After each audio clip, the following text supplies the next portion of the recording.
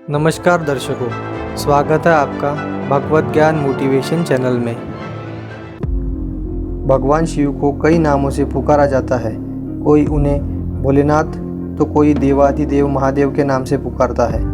वे महाकाल भी कहे जाते हैं और कालों के काल भी। शास्त्रों में भगवान शिव का चरित्र कल्याणकारी माना गया है। वे आदिदेव और सृष्टि के रचयिता माने जाते हैं। शिव ही जगत में पालनकर्ता और संहारक भी है। शिव मृत्यु के देवता है और त्रिदेव में उन्हें संहारक माना जाता है। भगवान शिव त्रिदेवों में से एक है। ब्रह्मा, विष्णु और महेश की जोड़ी को ही संयुक्त रूप से त्रिदेव कहा जाता है। ब्रह्मा सृष्टि के रचयिता, विष्णु संचालक और शिव संहारक है। लेकिन शिव संहार के अधिपति होने के बावजूद भी सृजन का प्रतीक है। भगवान शिव जितने सरल है उतने ही रहस्यमयी भी है। इस बात का साक्षी है मध्य प्रदेश स्थित धार्मिक स्थल उज्जैन में बना भगवान शिव का महाकालेश्वर मंदिर। यहाँ भगवान शिव के कई स्वरूपों का पूजन किया जाता है, मगर यहाँ शिव जी के अघोरी रूप को सबसे ज़्यादा महत्व दिया जाता है। जिस तरह साधु और संतों के शरीर में भस्म लिपटी रहती है, उसी तरह यहाँ भगवान शिव के शिवलिंग पर चिता की ताजी भस्म की आरती की जाती है और इसी से उनका श्रृंगार भी होता है।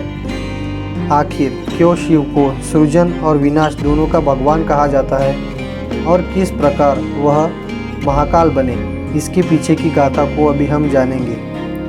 शिव पुराण, स्कंद पुराण और महाभारत में महाकाल ज्योतिर्लिंग की महिमा का वर्णन है। उज्जैन, यह तो हम सभी जानते हैं। मध्य प्रदेश का उज्जैन, जिसे पहले उज्जैनी और अवंतिकापुरी नाम से भी जाना जाता था, जो भगवान शिव को बहुत प्रिय था। इसी नगर में शिव भक्त ब्राह्मण निवास करते थे, जो बहुत ही बुद्धिमान और कर्मकांडी ब्राह्मण थे। साथ ही ब्राह्मण शिव जी के बड़े भक्त थे। हर रोज वह पार्थिव शिवलिंग बनाकर उसकी आराधना किया करते। रत्नमाल पर्वत पर दूषण नामक राक्षस रहता था। इस राक्षस को ब्रह्मा जी से एक वरदान प्राप्त था। इसी वरदान के मद में वह धार्मिक व्यक्तियों पर आक्रमण करने लगा। उसने उज्जैन के ब्राह्मणों पर आक्रमण करने का विचार बनाया। इसी वजह से उसने अवंती नगर के ब्राह्मणों को अपनी हरकतों से परेशान करना शुरू कर दिया।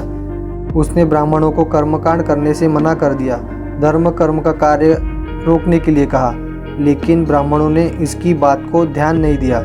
हालांकि राक्षसों द्वारा उन्हें आए दिन परेशान किया जाने लगा। इससे ऊपर ब्राह्मणों ने भगवान शंकर से अपनी रक्षा के लिए प्रार्थना करना शुरू किया। ब्राह्मणों की विनती पर भगवान शिव ने राक्षस के अत्याचार को रोकने के लिए पहले उसे चेतावनी दी, पर दूषण नामक राक्षस नहीं माना। एक दिन दूषण कई राक्षसों के साथ मिलकर ब्राह्मणों पर आक्रमण करने आया। तब भगवान शिव धरती फाड़कर महाकाल के रूप में प्रकट हुए। इसके बाद नाराज शिव ने हुंकार रूप में अवतार लिया और अपनी एक हुंकार से ही दूषण राक्षस को भस्म कर दिया। काल के रूप में प्रसिद्ध इस राक्षस के वध के बाद भगवान शिव को कालों के काल, महाकाल के रूप में जाना जाने लगा। तो दर्शकों, इसी कारण भगवान शिव शंकर का नाम महाकाल पड़ा। ये वीडियो आपको कैसा लगा मुझे कमेंट करके बताएं। अगर आप इस चैनल पर नए हैं तो ऐसे वीडियो देखने के लिए चैनल को सब्सक्राइब करें। धन्यवाद।